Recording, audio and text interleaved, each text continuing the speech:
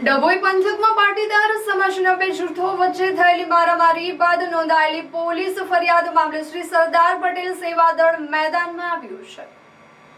સંસ્થા દ્વારા વડોદરામાં યોજાયેલી પત્રકાર પરિષદમાં આક્ષેપ કરાયો છે કે રાજકીય અદાવત રાખીને આ કેસમાં જાણી જોઈને એટ્રોસિટીની ગંભીર કલમોનો ઉમેરો કરવામાં આવ્યો છે। સેવાળ દળના અગ્રણીઓએ જણાવ્યું છે કે ચૂંટણીના માહોલમાં અંગત અને રાજકીય સ્વાર્થ માટે સમાજના જ લોકો સામસામે આવ્યા છે। આવી કલમો લગાવવાથી પાટીદાર સમાજમાં કાયમી વેરઝેર અને વિખવાદ ઊભો થવાની ભીતિ છે। સત્તાનો આવતી જતી રહેશે, પરંતુ સમાજની એકતા જળવાઈ રહેવી જરૂરી છે। સંસ્થાએ માંગ કરી છે કે આ ફરિયાદમાંથી એટ્રોસિટીની કલમો તાત્કાલિક રદ કરવામાં આવે અને મામલાને લોકશાહી ઢબે ઉકેલવામાં આવે। જો આ વિખવાદ ન અટક્યો તો ભવિષ્યમાં સામાજિક એકતા જોખમાઈ શકે છે તેવી ચેતવણી પણ આપવામાં આવી છે। આ મુદ્દે હવે પોલીસ અને વહીવટી તંત્રની ભૂમિકા મહત્વની બની રહેશે। એટ્રોસિટી જેવો ગંભીર લગાવ્યો છે જે ગુનો એ યોગ્ય નથી। હા, એ લોકોનું કંઈક ભૂલ હશે એમાં અમને કોઈ વાંધો નથી, પણ અમારો જે છે એટ્રોસિટી સામે કે અમારો લડત છે કે કંઈ પણ હોય તો એટ્રોસિટી ના લગાવે। ભારતીય જનતા પાર્ટીમાંથી પટેલો નારાજ છે ખરા આ વિષયની અંદર? તમે એ લોકો સાથે વાત કરી હતી સમાજમાં? જો ભારતીય જનતા પાર્ટીના અમારા પાટીદારો હોય તો થોડુંક તો મનમાં લાગે, ગમે તે હોય। એ લોકો સાથે વાત કરી, એ લોકો સાથે ચર્ચા કરવામાં આવી છે આપ લોકોને કે આવી રીતે તમે સમજાવો બીજેપીને? કારણ કે એ લોકો અંદર નહીં એ લોકો સમજાવી શકે ને, એવી કોઈ ચર્ચા વિચારણા થઈ આપ લોકોની?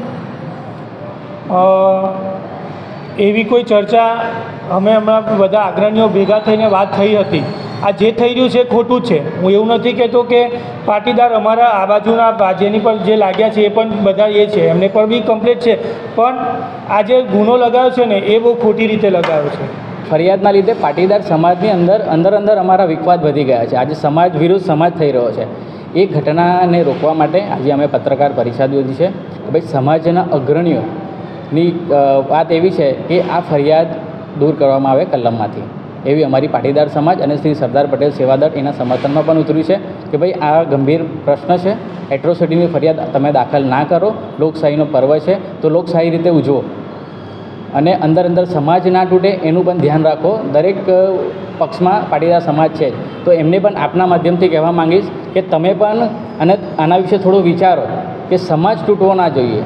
આજે રાજકીય તો 5 વર્ષમાં સત્તા બદલાઈ શકે છે, કોઈ પણ પક્ષ બેસી શકે છે, પણ સમાજ આપણું આ જીવનને વર્ષો સુધી ચાલવાનું છે તો સમાજ તૂટવો ના જોઈએ। એ બાબતને ધ્યાનમાં રાખી આ ખાલી ફરિયાદમાંથી જે પણ ફરિયાદ દાખલ થઈ છે એમાંથી એટ્રોસિટીની કલમ રદ કરવામાં આવે એવી અમારી શ્રી સરદાર પટેલ સેવા દળ વડોદરા જિલ્લાની માંગ છે।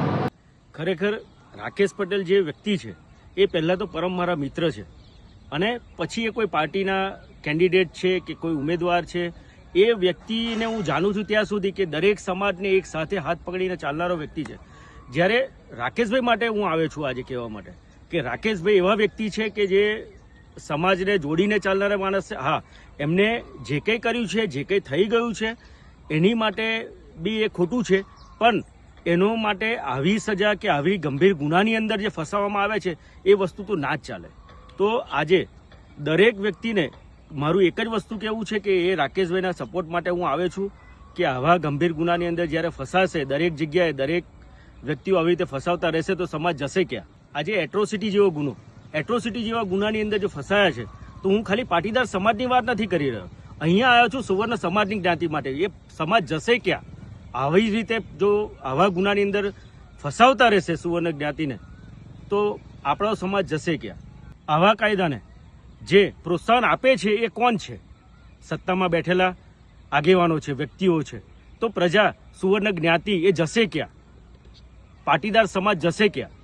તો આવો આજે આ એટ્રોસિટી જેવી કલમ આજે રાકેશભાઈના ઘર સુધી ગઈ છે, કાલે તમારા ઘર સુધી આવશે। આજે 10 દિવસ 11 દિવસ થયા છે અને રાકેશભાઈના પરિવારનું મોઢું બી નથી જોઈ શકતા। તો એવી કલમ માટે એનો વિરોધ કરીએ, આપે એટ્રોસિટી જેવી કલમનો વિરોધ કરીએ અને રાકેશભાઈનો હાથ પકડીને એની સાથે એક દાખલો બેસાડીએ કે સમાજ આજે એક થયો છે, સુવર્ણ જ્ઞાતિ એક થઈ છે કે આ કલમના વિરોધ માટે। અરે વંશિકા, કેમ છે? તે 11th સાયન્સનું એડમિશન કરાવી દીધું? હા, ભરૂચ જિલ્લાની વેલ નોન એવી ઇન્ટેલિજન્ટ ક્લાસીસમાં કરાવી લીધું। કેમ ઇન્ટેલિજન્ટ ક્લાસીસમાં જ કરાયું? કારણ કે 2025માં 43 સ્ટુડન્ટ્સના 80+ પર્સન્ટાઇલ, 46 સ્ટુડન્ટ્સના 90+ સબ્જેક્ટ્સ વાઇઝ માર્ક્સ અને મેથ્સમાં 100 આઉટ ઓફ 100 આવ્યા છે. સાયન્સ સ્ટ્રીમમાં ને આટલું સરસ પરિણામ, ચાલ મારે પણ એડમિશન કરાવવું છે. ચાલ, અહીંયા દરેક વિષયના ટોપ ક્લાસ ફેકલ્ટીઝ છે. સંકેત સર કેમિસ્ટ્રી એન્ડ મેથ્સના કિંગ છે. ફિઝિક્સમાં નિર્મલ સર, રુચિત સર, કાર્તિક સરનું ભણાવવાનું પણ ખૂબ જ સારું છે. બાયોલોજીના લેજેન્ડ એવા રાણા સરનું બાયોલોજી એક નંબર છે બોસ. બધું ક્લાસમાં જ યાદ રહી જાય તેવી તેમની ભણાવવાની પદ્ધતિ છે.